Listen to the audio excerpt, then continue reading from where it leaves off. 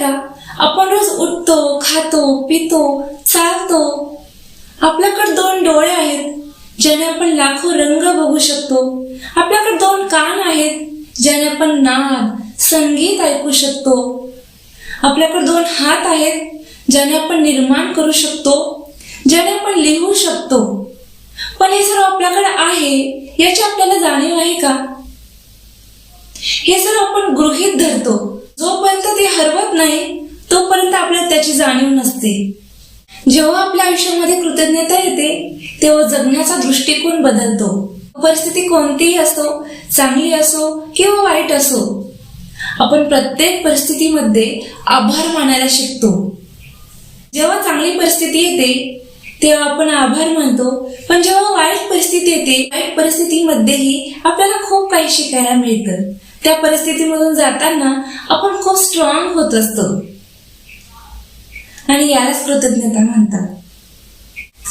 एखादा अपंग व्यक्ती त्याच्याकडे काही नसताना, त्याच्याकडे हात नाही, त्याच्याकडे डोळे नाही, तरीही तो आनंदी राहतो. का? कारण त्याचं लक्ष काय आहे याकडे असतं, काय नाही याकडे नसतं. आणि यालाच कृतज्ञता म्हणतात. तुम्हाला आठवतंय का, तुम्ही शेवटच्या देवाला कधी आभार मानले होते? जेव्हा आपण आभार मानायला शिकतो तेव्हा आपल्यामध्ये शांततेचा प्रकाश पसरतो आणि तोच आनंद असतो. जेव्हा आपल्यामध्ये ही भावना निर्माण होते, खूप आनंदी राहायला लागतो. विचार करा, आपल्याकडे 2 टाइमचं अन्न आहे, आपल्यावर प्रेम करणारे माणसं आहेत, तर आपण या जगातील 90% लोकांपेक्षा श्रीमंत आहोत. जेव्हा आपल्या आयुष्यामध्ये कृतज्ञता येते तेव्हा आपल्याकडे काय आहे याचा आनंद असतो, काय नाही याचे दुःख नसते.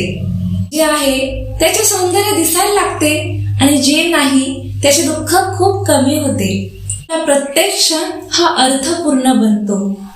तर आजपासून एक गोष्ट ठरवा, झोपण्याच्या आधी ह्या 3 गोष्टी लिहा ज्याबद्दल तुम्ही कृतज्ञ आहात. आणि जेव्हा कधी देवाकडे जाल तेव्हा देवाला अगोदर धन्यवाद म्हणा की देवा, तू अगोदरच खूप काही दिलेलं आहे. आणि यालाच कृतज्ञता म्हणतात, ग्रॅटिट्यूड म्हणतात. मित्रांनो, हा व्हिडिओ तुम्हाला आवडला तर लाईक, कमेंट आणि सबस्क्राईब नक्की करा.